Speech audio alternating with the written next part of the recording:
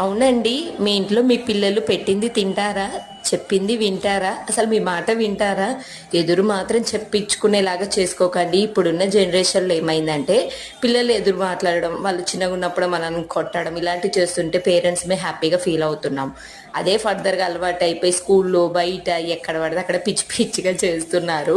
అలా చెయ్యకండి. ప్రెజెంట్ జనరేషన్‌లో పిల్లలు చెప్పిన మాట అస్సలు వినట్లేరు. అలా వినడాన్ని వదిలేయకూడదు. ఎందుకంటే ఫస్ట్ డిసిప్లిన్ ఇంపార్టెంట్ అండి.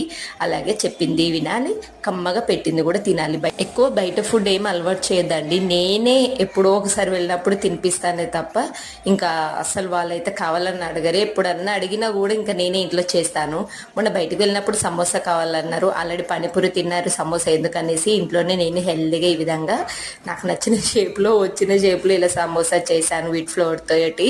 ఫుల్ వీడియోకి లింక్ ఉంది, చూసి మీ పిల్లలకు ట్రై చేయండి. ప్లీజ్ లైక్ చేయండి.